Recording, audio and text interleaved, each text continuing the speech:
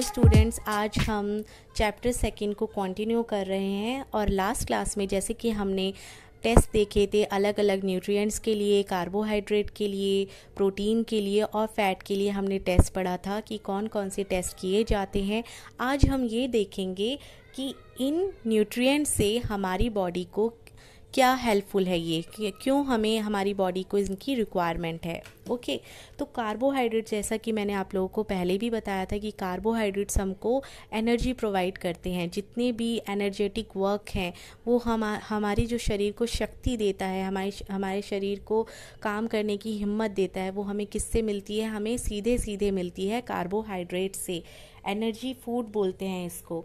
जैसे कि अगर आप लोग केले होते हैं ना, कि केले खा लेते हैं, रनिंग से पहले केले खाने पसंद करते हैं लोग। क्यों? क्योंकि वो इंस्टेंट एनर्जी बूस्ट का काम करता है, एनर्जी प्रोवाइड करता है।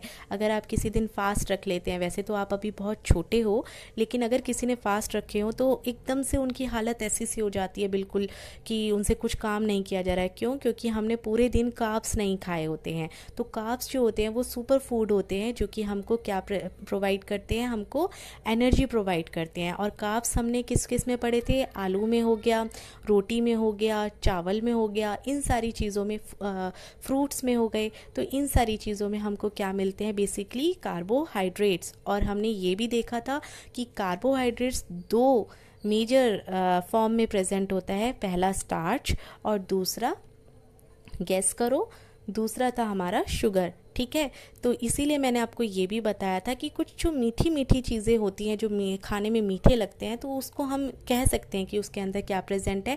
कार्बोहाइड्रेट। तभी हमारे सारे फ्रूट्स जो हो गए उसके अंदर भी क्या प्रेजेंट होता है? कार्बोहाइड्रेट्स प्रेजेंट होता है। ओके, तो अब हम देखते हैं, यहाँ पे देखिए, यहाँ पे आपके जो फ्रूट्स हैं उनकी लिस्ट भी दी गई है। Sweet potato, sugar cane, papaya, melon, ये सारी लिस्ट है जो आपको याद रखनी है। इन फ्यूचर भी आपको याद रखनी है कि जो आप खाते हो उससे आपको क्या मिलता है। फिर यहाँ पर फैट्स मैंने आपको बताए थे। फैट्स जो होते हैं वो एक तरीके से फॉर्म ऑफ ऑयल होता है। तो यहाँ पे देखिए वैरायटी ऑफ ऑयल्स रखे गए हैं। सनफ्लावर ऑयल, मस्टर्ड ऑयल यानी कि सरसों का तेल, सोयाबीन, कोकोनट ऑयल, और जितने भी हमारे ग्राउंड नट्स हैं, बादाम हो गए, तिल हो गए, इन सब में हमको क्या मिलता है? फैट मिलता है। और यहाँ पे घी, मिल्क, बटर, इन सब में भी क्या प्रेजेंट होता है? फैट प्रेजेंट होता है। यहाँ पर ये देखिए प्लांट सोर्सेज और एनिमल सोर्सेज। यहाँ पे इन्होंने इनको दो डिफरेंट कैटेगरी में डिवाइड करके बताया है कि प्लांट सोर्सेज से जो फैट मिल रहा है और जो एनिमल सोर्सेज से फैट मिल रहा है। ये भी आप अच्छे से समझ सकते हैं कि जो घी है, मिल्क है, इन सब में क्या होता है? हमें फैट मिलता है। यहाँ पे देखो एग्जाम्पल दिए गए हैं प्लांट सोर्सेज के फैट के एग्जाम्पल्स और एनिमल सोर्सेज के फैट के एग्जाम्पल्स दिए गए हैं। ऐसे ही यहाँ पर अब नीचे यहाँ पर भी दिया गया है प्लांट के प्रोटीन के सोर्सेज। दालें हो गई, मटर हो गई, ये सारे के सारे किसके सोर्सेज हैं? प्लांट के सोर्सेज हैं। और एनिमल सोर्सेज में यहाँ पर दिया गया है आपके मिल्क हो गया, एग हो गया, फिशेज हो गई, ये सारे के सारे एनिमल सोर्सेज में हैं। अब बात करते हैं विटामिन की। अब ये विटामिन क्या होते हैं? विटामिन जो होते हैं ये हमारी बॉडी के लिए बहुत ही ज़्यादा इम्पॉर्टेंट है। हमारा इम्यून सिस्टम को मेंटेन रखना और हमारे को रोगों से लड़ने की शक्ति जो हमें देता है, ये सारे की सारी चीज़ें हमें किससे मिलती हैं? विटामिन से। और इनके बहुत सारे टाइप्स भी होते हैं। तो जो मेन टाइप आपको पढ़ने हैं वो कौन कौन से हैं? वो है vitamin A, vitamin C, vitamin D, E and K. और इसमें एक बी भी होता है, विटामिन बी, लेकिन उसको हम बोलते हैं विटामिन बी कॉम्प्लेक्स। क्यों? क्योंकि उसके अंदर और भी विटामिन बी के और सब मेजर विटामिन प्रेजेंट होते हैं। ठीक है, तो यहाँ पर आपको ध्यान रखना है ए, सी, डी, ई, के एंड विटामिन बी कॉम्प्लेक्स। इसको हम विटामिन बी कॉम्प्लेक्स बोलेंगे। ओके, तो अब हम इसके सोर्सेज की बात करते हैं कि ये कहाँ कहाँ से, किन किन चीज़ों में हमें विटामिन मिलते हैं। तो जैसे विटामिन ए है वो आपका पपाया, कैरेट, मैंगो, ये सारे के सारे किसके हैं? विटामिन ए के सोर्सेज हैं। विटामिन बी के सोर्सेज जो हैं ये हो गया राइस, व्हीट। फिर इसके बाद यहाँ पे सारे के सारे जितने भी खट्टे फ्रूट्स हैं इन सब में क्या प्रेजेंट होता है? विटामिन सी प्रेजेंट होता है। तो आपको याद होगा खट्टे फ्रूट कौन कौन से होते हैं। जैसे आपने खाया है टमाटर, गुआवा, ऑरेंज, ये सारे के सारे हमारे किसके सोर्सेज हैं? विटामिन सी के सोर्सेज हैं। फिर इसके बाद हो गए विटामिन डी, विटामिन डी के यहाँ पे दे रखे हैं सेम एज इट इज़। अब इसके बाद हमारा आता है मिनरल्स। अब ये मिनरल्स क्या होते हैं, जितनी भी हमारी बॉडी के अंदर बहुत सारे इंटरनल फंक्शन चलते रहते हैं। हमारा बॉडी जो है वो एक तरीके से बहुत ही कॉम्प्लेक्स वे में काम करता है, डाइजेशन भी होना है, रेस्पिरेशन भी होना है, बहुत सारे फंक्शंस होते हैं उसके अंदर। तो ये सारी की सारी चीज़ें न्यूट्रिशन के अपार्ट फ्रॉम न्यूट्रिशन जो हमें कार्बोहाइड्रेट, प्रोटीन, फैट, इनके अलावा भी हमारी चीज़ें चलती रहती है, जिसमें हमारे को कुछ मिनरल्स काम में आते हैं, जैसे कैल्शियम, फॉस्फोरस, पोटेशियम। तो जो आपको ये भी हमें किस फॉर्म में मिलती है, हमें फूड के फॉर्म में ही मिलती है। तो ज़रूरी नहीं है कि अगर आपने एक चीज़ खाई है तो उसके अंदर सिर्फ और सिर्फ वही प्रेजेंट होगी। हो सकता है कि उसके अंदर सारी चीज़ें थोड़ी थोड़ी अमाउंट में हो, लेकिन किसी एक चीज़ का अमाउंट ज़्यादा हो। जैसे अगर हम बात करते हैं कार्ब्स की, तो कार्ब्स हमको चावल में ज़्यादा मिलता है। चावल, अनाज, इनमें हमें 90% कार्ब्स होता है इसके अंदर। तो हम कह देते हैं इसके अंदर क्या है, मेन सोर्स ये किसका है, कार्बोहाइड्रेट का है। लेकिन ऐसा नहीं है कि इसमें सिर्फ और सिर्फ कार्बोहाइड्रेट होते हैं, राइट। तो अब जैसे कि यहाँ पर आपके सोर्सेज दिए गए हैं, आयोडीन का सोर्सेज है, आयोडीन का है यहाँ पे सोर्स दे रखे हैं। फिर उसके बाद है फास्फोरस के सोर्स हो गए। फिर हरे पत्तेदार सब्जियां हो गई, इसके अंदर आयरन प्रेजेंट होता है। फिर कैल्शियम का सोर्स हो गया, कैल्शियम का दूध और अंडे, इन सब में हमें क्या मिलती है, कैल्शियम मिलती है। फिर इसके बाद आपका आता है डाइटरी फाइबर।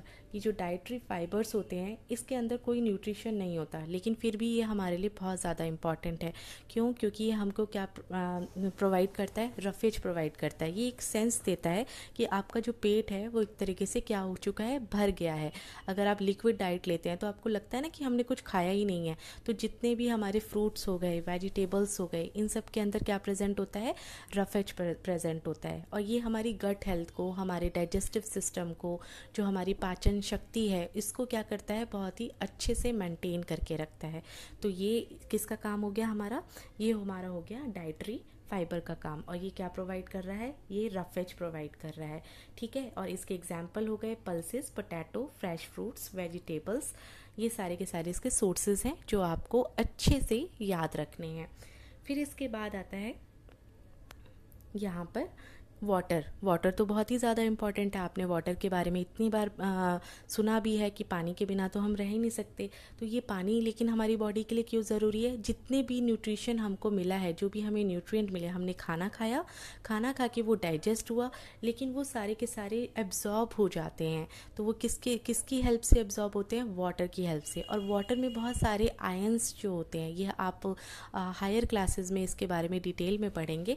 लेकिन अभी के लिए आप ये ध्यान रख लो कि जो भी चीज़ें हम खाते हैं, जो हमें न्यूट्रिशन मिलता है, न्यूट्रिएंट मिलते हैं, वो सारे के सारे एब्जॉर्ब होते हैं वाटर से। और जितना भी हमारी बॉडी के ऑस्मो रेगुलेशन है, ये तो वैसे काफ़ी डिफ़िकल्ट टर्म हो गई आपके लिए, लिव इट। तो इसको हम देखेंगे, जैसे हमारा पसीना निकलता है या फिर यूरिन जो होता है, यूरिन की फॉर्मेशन होती है, वो सब किसकी हेल्प से होती है, वाटर की हेल्प से। अब यहाँ पर एक एक्टिविटी है जो कि बहुत ही ज़्यादा इजी है। इसमें बस ये बताया गया है कि अगर आप कुछ भी ऐसी चीज़ लेते हैं, जैसे अगर आपने टमाटो ले लिया, पोटैटो ले लिया, या कोई भी ऐसी चीज़ ले ली, जब आप उसे कट करते हैं तो आपको क्या दिखता है, उसके अंदर पानी निकलता हुआ दिखता है ना कि इसके अंदर क्या है, वाटर कंटेंट है।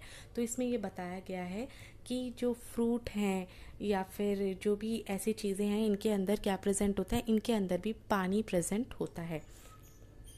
अब इसके बाद एक बहुत ही ज़्यादा एग्ज़ाम पॉइंट ऑफ व्यू से भी बहुत ज़्यादा इम्पॉर्टेंट एक टॉपिक है, जो है बैलेंस डाइट, और आपके लाइफस्टाइल के लिए भी बहुत ज़्यादा इम्पॉर्टेंट है। हम लोगों को हमेशा एक ही तरीके का खाना नहीं खाना चाहिए। क्यों? क्योंकि अगर हम रोज़ रोज़ एक ही तरीके का खाना खाएंगे तो हमको किसी ना किसी न्यूट्रिएंट की क्या हो जाएगी, कमी हो जाएगी, डेफिशिएंसी हो जाएगी। अभी आपने पढ़ा ना कि हमारे शरीर के लिए कितने सारे न्यूट्रिएंट की हमको रिक्वायरमेंट है। तो अगर हम एक ही चीज़ खा रहे हैं, अगर आप सपोज़ रोज़ रोज़ रोटी ही खा रहे हैं तो आपको रोटी सब्जी वाली ही चीज़ें मिलेगी। लेकिन अगर आप साथ में रोटी भी खाते हैं, दही भी रखते हैं, दाल भी रखते हैं, फ्रूट भी लेते हैं डेली का एक, तो आपको क्या हो सकता है, पॉसिबिलिटीज़ है कि आपको मिनरल्स भी मिलेंगे, आपको कार्बोहाइड्रेट्स भी मिलेंगे, प्रोटीन भी मिलेगा, तो आपको सारी चीज़ें वो मिलेंगी। तो इसलिए हमको हमारी बॉडी के लिए क्या ज़रूरी है, हमारी बॉडी के लिए ज़रूरी है कि हम एक ही तरीके का फूड ना खाकर हम कैसी डाइट लें, हम लें एक बैलेंस डाइट, जो कि हमें किससे मिलेगी, वेजिटेबल से, फ्रूट से, इन सब से हमको एक अच्छे से बैलेंस डाइट मिलेगी। ठीक है। अब इसके अलावा सिर्फ बैलेंस डाइट लेना या फिर फूड लेना, this is not only important, हमको ये भी पता होना चाहिए कि कुकिंग कैसी हो। अगर हमने क्या करा है, आमतौर पे क्या होता है कि कई बार खाना बनता है और उसको बार बार गर्म करते रहते हैं और फिर उसको हम खाते रहते हैं।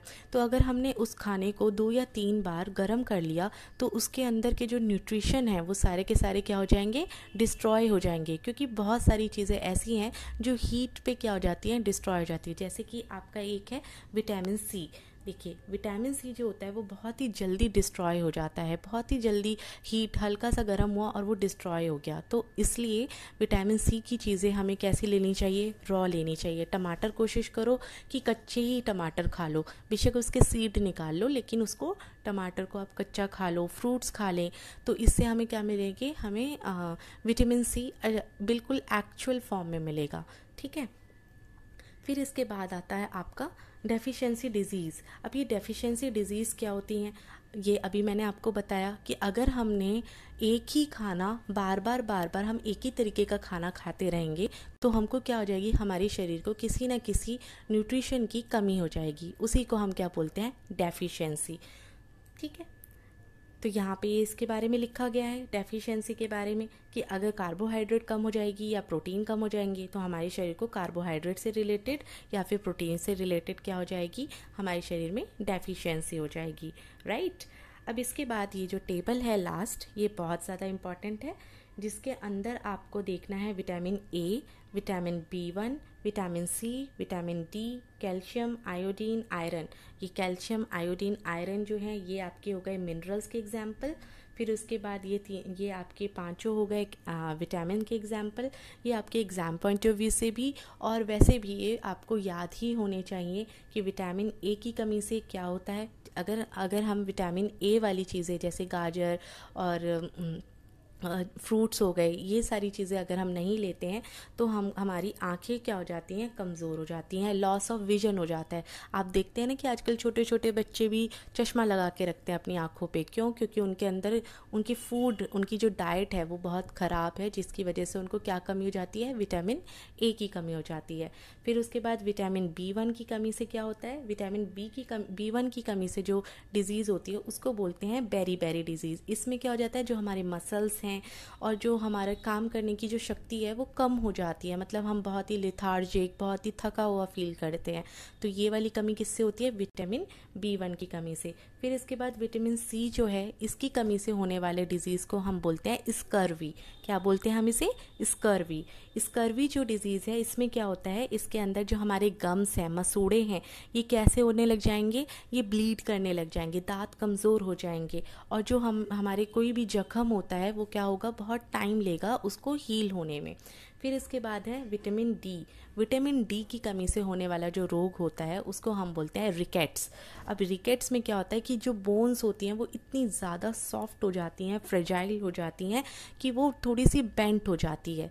तो इस डिज़ीज़ को हम बोलते हैं रिकेट्स। ये सारी डिज़ीज़ आपको अच्छे से बिल्कुल याद कर लेनी है, बिल्कुल भी इसको भूलना नहीं है। Okay, because this is very very important for the exam point of view. फिर इसके बाद आपका आता है कैल्शियम। कैल्शियम की कमी से जो डिज़ीज़ है उसमें ये तो आपको पता ही होगा, इसके तो आप बहुत सारे ऐड भी देखते हैं। कैल्शियम की कमी से होने वाली डिज़ीज़ जो हमारी बोन्स हैं और टूथ है, इन सब में क्या हो जाती है, ये वीकनेस आ जाती है कैल्शियम की कमी से। फिर इसके बाद है आयोडीन। आयोडीन जो होता है उसकी कमी से होने वाली जो डिज़ीज़ होती है उसको हम बोलते हैं गॉइटर। और इसकी जो ये कहाँ प्रेजेंट होता है, ये प्रेजेंट होती है, ये एक ग्लैंड होती है जो कि कहाँ प्रेजेंट होती है, हमारे नेक में। तो जब वहाँ पर आयोडीन नहीं मिल पाता है तो वो नेक रीजन जो होता है वो ऐसा हो जाता है, बिल्कुल स्वलन हो जाता है, फूल जाता है, इसी डिज़ीज़ को हम क्या बोलते हैं, गॉइटर डिज़ीज़। फिर इसके बाद आपकी लास्ट इसमें जो दिया गया है वो है आयरन।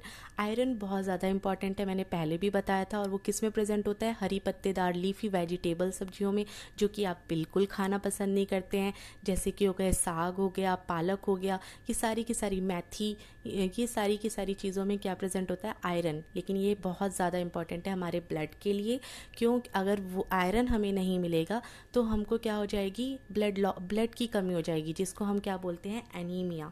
और इसकी वजह से आप पूरा दिन कैसे फील करेंगे, बिल्कुल वीक फील करेंगे। ठीक है, तो आई होप आपको ये चैप्टर अच्छे से समझ में आ गया है। आप इसको एक बार और सुने, अच्छे से पढ़ें, बुक साथ में रखें, और ये चैप्टर के क्वेश्चन आंसर्स भी बहुत ज़्यादा इजी हैं, और दोबारा इस चैप्टर को देखें और अपनी रियल लाइफ में भी इसको इम्प्लाई करें। ओके, थैंक यू बच्चों।